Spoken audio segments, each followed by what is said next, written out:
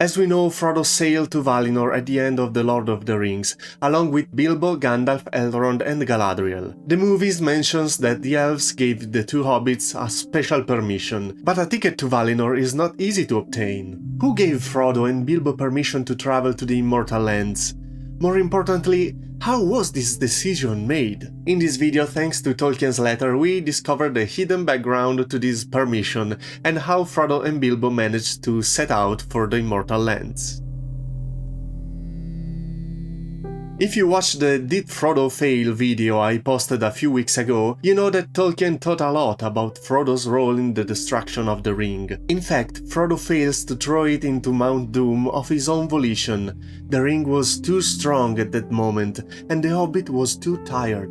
The artifact took over. Frodo's great merit, however, was that his act of mercy toward Gollum created the conditions that led to the reversal of his failure and to his ultimate victory. Tolkien cautions us not to judge Frodo too harshly. He says in letter 246 that while we should hold ourselves to an absolute and uncompromising ideal, we should use judgment tempered by compassion towards others. To ourselves, we must present the absolute idea without compromise, for we do not know our own limit of natural strength plus grace. And if we do not aim at the highest, we shall certainly fall short of the utmost that we could achieve. To others, in any case of which we know enough to make a judgment, we must apply a scale tempered by mercy.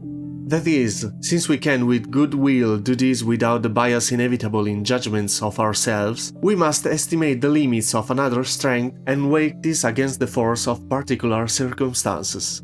We frequently see this double scale used by the saints in their judgments upon themselves when suffering great hardship or temptation, and upon others in like trials.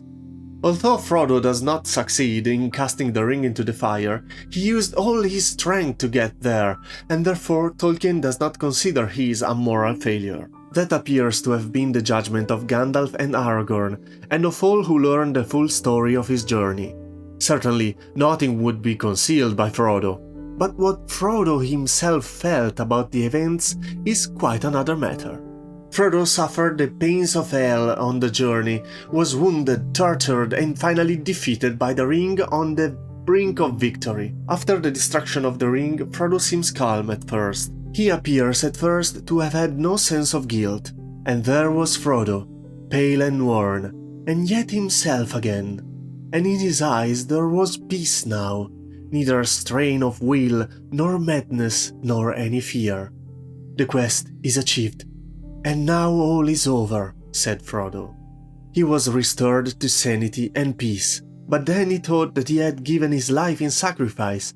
He expected to die very soon, but he did not, and one can observe the disquiet growing in him. Frodo's inner peace did not last long. In time he realized that his wounds, physical and psychological, were deep. The weight of his failure, though unjustified, weighed on him. Slowly he faded out of the picture, saying and doing less and less. I think is it clear on reflection to an attentive reader that when his dark times came upon him, and he was conscious of being wounded by knife, sting and tooth, and a long burden, it was not only nightmare memories of a past horrors that affected him, but also unreasoning self-reproach. He saw himself and all that he had done as a broken failure. Though I may come to the Shire, it will not seem the same, for I shall not be the same. That was actually a temptation out of the dark, a last flicker of pride, desire to have returned as a hero, not content with being a mere instrument of good. And it was mixed with another temptation, blacker and yet, in a sense, more merited. For however that may be explained, he had not in fact cast away the ring by a voluntary act. He was tempted to regret its destruction and still to desire it. It was gone forever, and now all is dark and empty, he said as he wakened from his sickness in 1420.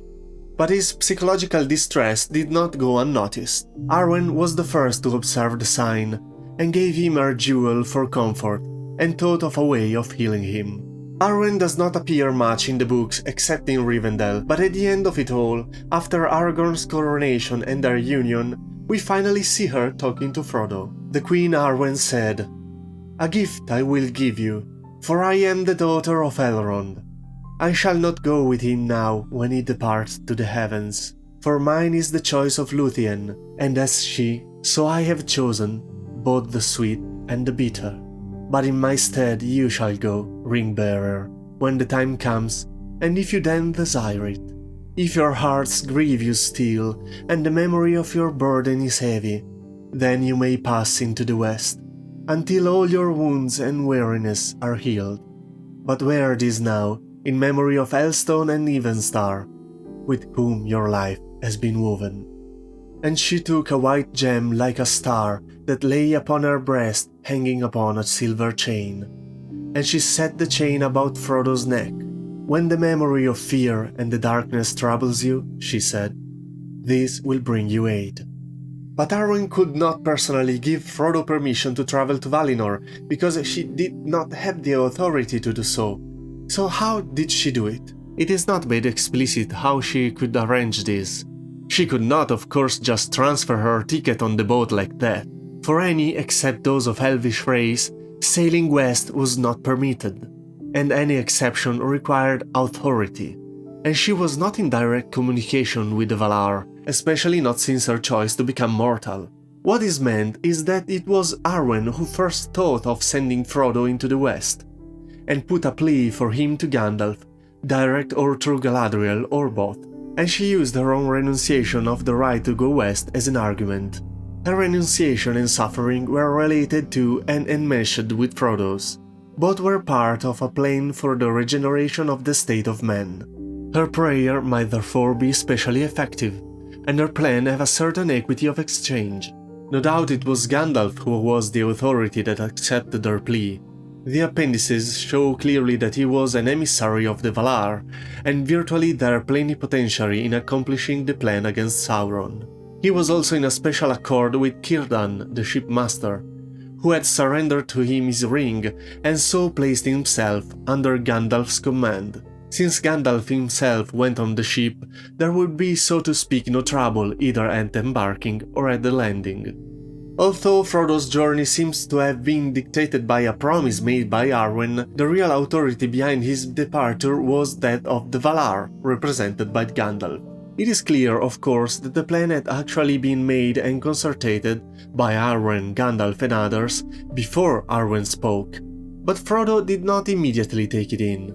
As for Bilbo, it is probable that Frodo did not at first understand what Arwen meant by "he will not again make any longer journey save one." At any rate, he did not associate it with his own case.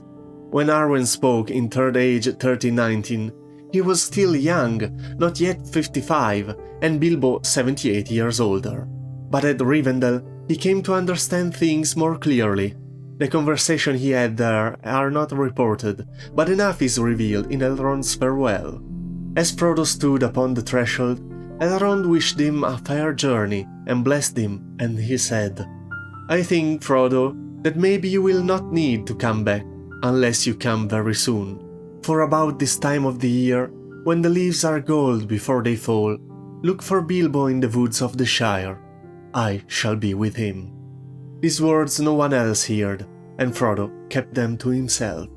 His real desire was hobbit-like and human-like, just to be himself again and get back to the old familiar life that had been interrupted. Already on the journey back from Rivendell, he suddenly saw that was not for him possible. Hence his cry, "Where shall I find rest?" He knew the answer, and Gandalf did not reply.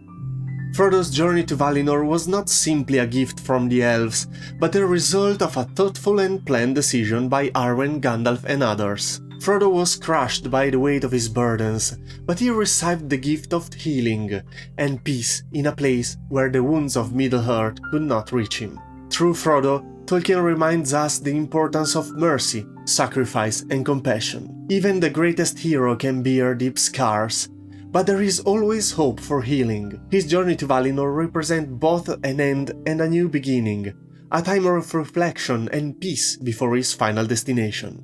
"Alas, there are some wounds that cannot be wholly cured," said Gandalf, "not in Middle-earth." Frodo was sent or allowed to pass over sea to heal him, if that could be done, before he died. He would have eventually to pass away. No mortal could or can abide forever on earth or within time.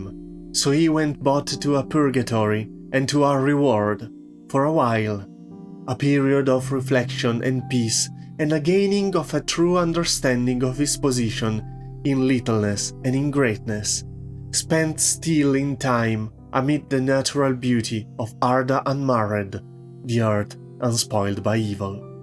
Thanks for watching. It was very fascinating to dive into the background of these aspects of the story. Let me know what you think in the comments, and if you want to delve deeper into the moral dilemmas of the destruction of the ring and the main theme of the Lord of the Rings, check out this video.